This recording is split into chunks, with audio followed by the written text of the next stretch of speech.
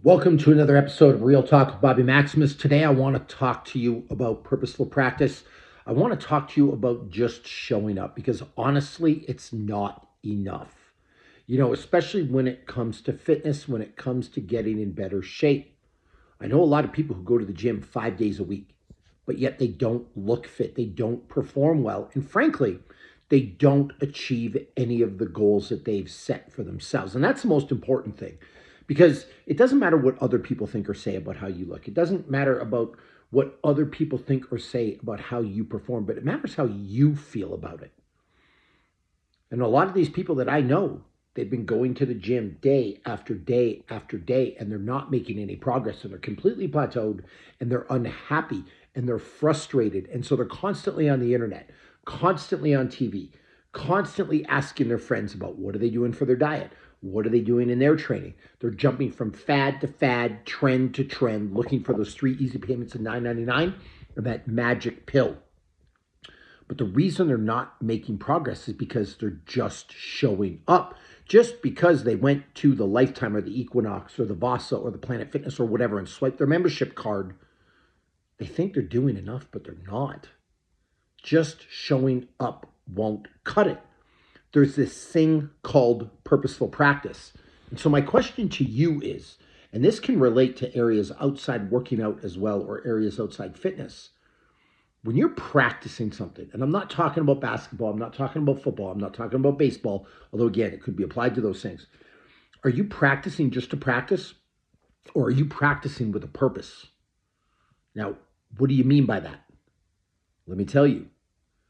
Practicing with a purpose is understanding why you're there. It's giving it your all on every rep, on every play of every single minute. It's not thinking about what's going on in your life outside of practice. You're not in the gym thinking about your girlfriend, thinking about your boyfriend, thinking about your husband, thinking about your wife, thinking about your job, thinking about your kids. You are there to work. You're thinking through every single rep. You're thinking through every single set. You're asking yourself tough questions like, am I pushing myself hard enough? Can I go harder today? Can I give more? You're not just there breathing and following what's on the paper that you're following or on the program that you're following. See, a lot of people, they practice just to practice. So they show up and they think, man, I've got to be here an hour. So sure, they stay there an hour, but really all they're doing is they're counting reps and counting rest breaks. They're not getting any meaningful work done. If you want to get good at something, you have to be 100% present in the moment. You have to be 100% there. And we all fall victim to this. Like we live in a world of multitasking where we're never really present. Have you ever had the experience where you watch a TV show and you're trying to text message your friends or you're on social media at the same time? And then 5 minutes go by and you look up and watch that TV show and you realize you have no clue what's happened in the last 5 minutes. The experience where you keep rewinding over and over and over again because you missed parts and you only half took in the dialogue, where you watch an entire episode of a show, but you can't remember anything that happened to it and you have to go watch it again. It happens to all of us because we're not present in that show. Now, that's just a Netflix show. That's just some social media. It's really not a big deal. But do you realize you're doing that with your workouts as well? You're doing that with your fitness as well? There's so many people that I know that I ask them what they did in the gym the day before and they can't even remember. That's a huge problem. Like I said, at that point, you're practicing just to practice. You're not showing up and you're not doing anything purposeful. So here's what I want you to start doing, because there's going to be some help attached to this lecture, if you will. The first thing I want you to do when you go into the gym, take 10 minutes and warm up. 10 minutes on a bike, 10 minutes on a treadmill, 10 minutes on a step mill, 10 minutes on a rower. Like, it doesn't matter. Just get me 10 minutes of cardiovascular activity. But instead of just going through the motions, you're going to do two things. One, focus on your form. If you're running, if you're rowing, if you're on a ski erg, if you're on a bike, just think about your form. Look at the screen and be cognizant of how fast you're going Maybe go a little bit faster. Don't just spin your legs on the bike. Give yourself a goal. So, for example, if you're just spinning randomly, maybe start your first session with 50 RPMs or 60 RPMs, but be present in that moment. And at the same time, I want you to put your phone away. I want you to stop thinking about the problems that you have in life. Stop thinking about your spouse, your partner, your girlfriend, your boyfriend, your kids, your job. Get ready to be in your workout 100%. You see, even if you work out every day for an hour, that's 7 hours a week. There's 168 hours in a week total. It's a very low percentage of your week. It's like 3.5%. You need to make sure that time counts. So my whole thing is use that 10-minute warm up to get yourself ready to be 100% there. Maybe think through your workout. Maybe play it over in your head what's going to happen. Maybe do some visualization. But just use that 10 minutes to essentially shut the outside world down. Shut the outside world off. Get rid of those voices and get ready to do what you need to do. Then during your workout, put your phone on airplane mode. Set yourself up a playlist and then be done.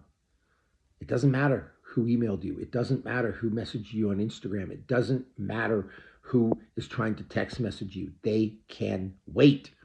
If you were at a really important lunch with somebody, if you were on a date, you wouldn't check those text messages. So why are you checking them in the gym and losing your intensity? Shut it down.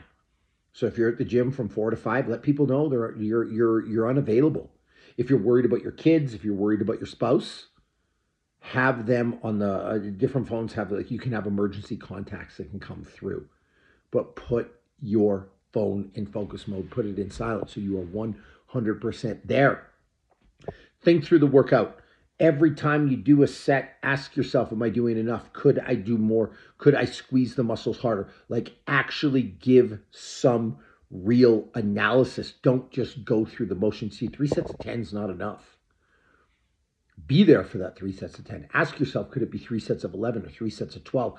Could I do 50 pounds instead of 40 pounds? Could I do 60 pounds instead of 50 pounds? Just be there. If your program calls for a minute rest, don't take a minute and 30 seconds. Take 59 seconds. So just do everything you're supposed to do with a sense of pride, with a sense of craftsmanship. And then finally, when you cool down, you may not have a cool down right now, but you're going to start having one. Take 10 minutes and just reflect on the workout. Ask yourself some questions about the workout. Am I really that tired? Did I really push myself hard enough? Did I do everything I set out to do? What were my strengths? What were my weaknesses? Like do some reflection. Check in just like you would with your spouse. You know, one of the biggest things that me and my wife do now is we check in with each other after things. How was that date for you?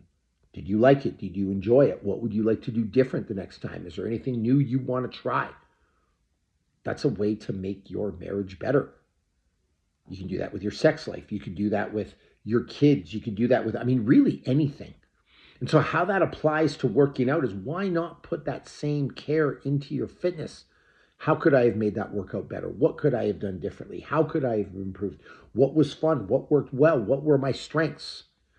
Like that's what a marriage therapist will tell you to do to fix your marriage. So check in with yourself after your workout during the cool down. That will help you immensely. Communication is everything. And back to the couples thing, because I'm using that because it's something I think everyone can relate to. Therapists will tell you, self-help books will tell you that regular check-ins with your spouse are the key to making your marriage better. Regular check-ins with yourself are the key to making your fitness better, are the key to achieving your goals. So start doing that. Now, if you start to do these things, if you have the warm-up and prepare yourself to be there, and then during the workout, if you shut the world away, you shut the world out and you get down to business and you analyze and you practice, not just to practice, but you practice purposefully. And then during the cool down, you check in with yourself and do some analysis. I promise you, you'll improve 10 to 20% at a minimum. Now, if you can do that, Imagine doing that day after day after day, week after week after week, month after month after month. Now you won't be plateauing. Now you will see improvements. Now you will be excited. Now you will get better. So no more practicing just to practice. Practice with purpose, practice with intention, and improve yourself across the board.